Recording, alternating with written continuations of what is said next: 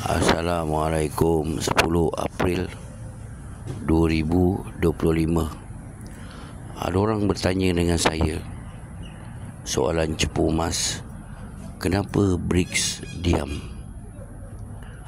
Okey, sekarang saya tanya dengan awak semua, kenapa BRICS diam?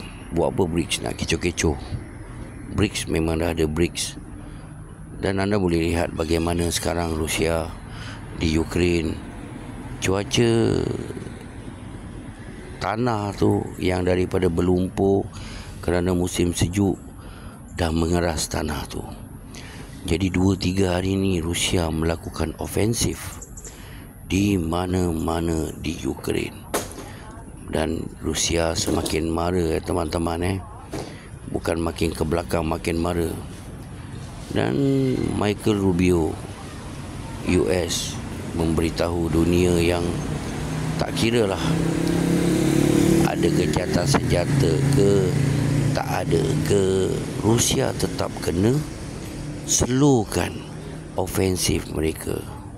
Tapi nampaknya bukan makin slow, ofensif mereka sejak 2-3 hari ni semakin ke hadapan dan semakin hampir ke Zaporozhye region. Bila dah sampai ke Zaporozhye region, ada 2 lagi bandar besar, bandar perusahaan yang tinggal dekat dengan Zaporozhye. Jadi selepas Zaporozhye dah Dnieper River, dah dekat dengan Kiev.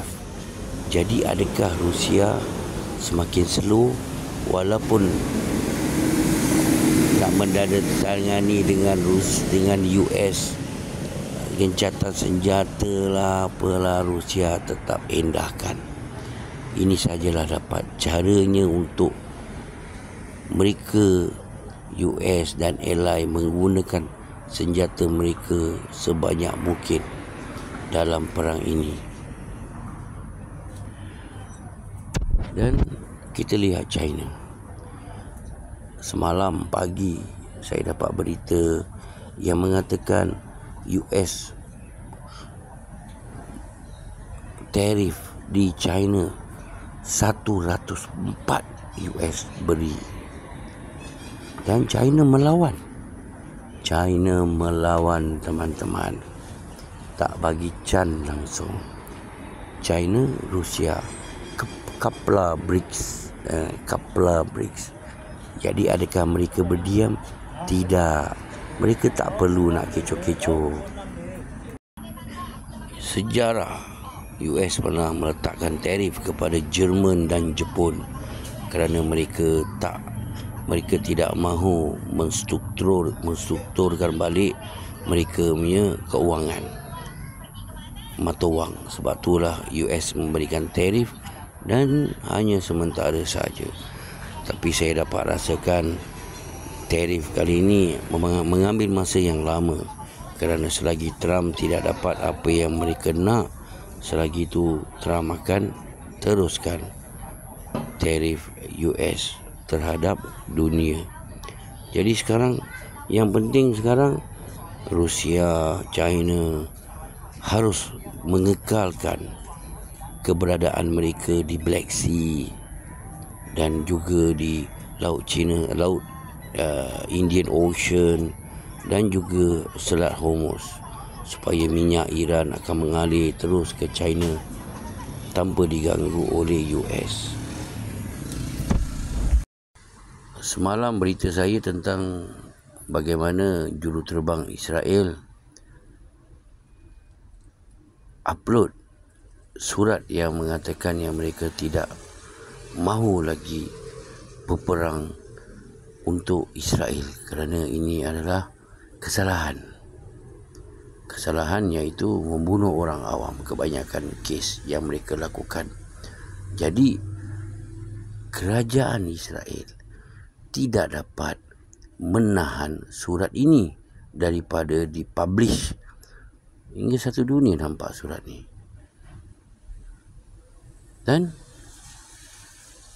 ini adalah kerana kekurangan juru terbang yang Israel hadapi hingga kan mereka terpaksa menggunakan juru terbang luar negara. Mereka menggunakan juru terbang dari US tanpa disedari.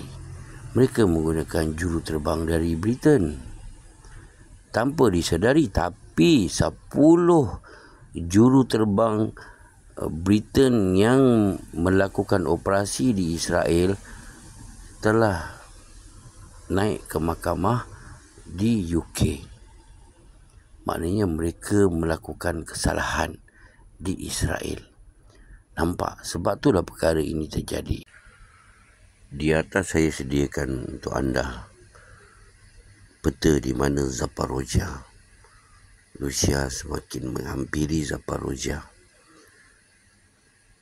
Dan berapa jauh Zaporozhye dengan Kiev.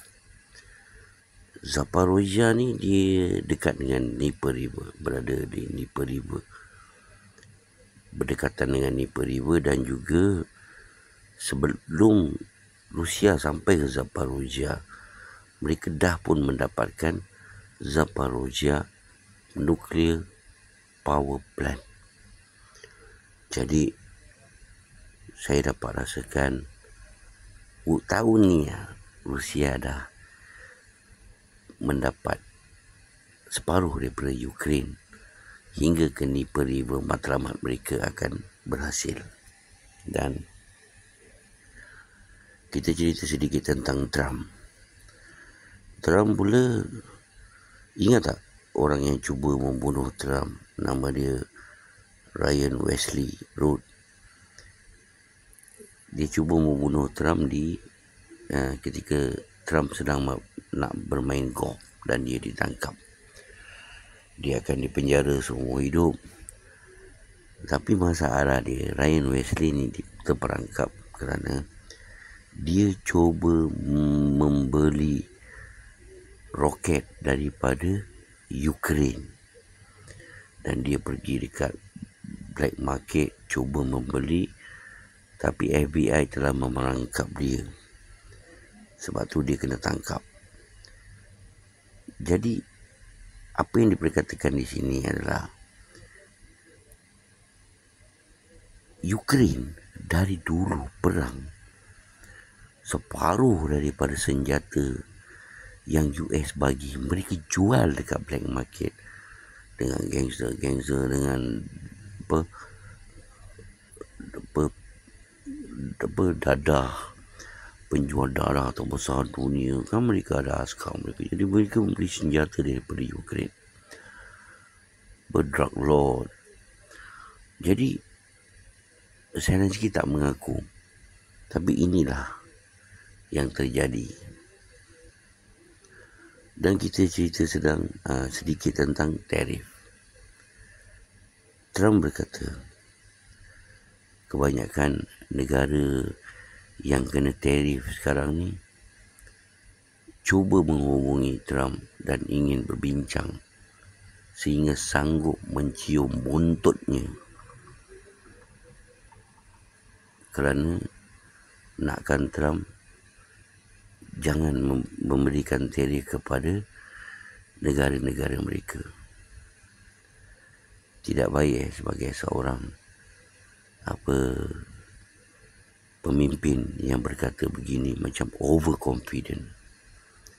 Apa yang dia lakukan ini adalah dia akan menang. Assalamualaikum. Hurrah everybody.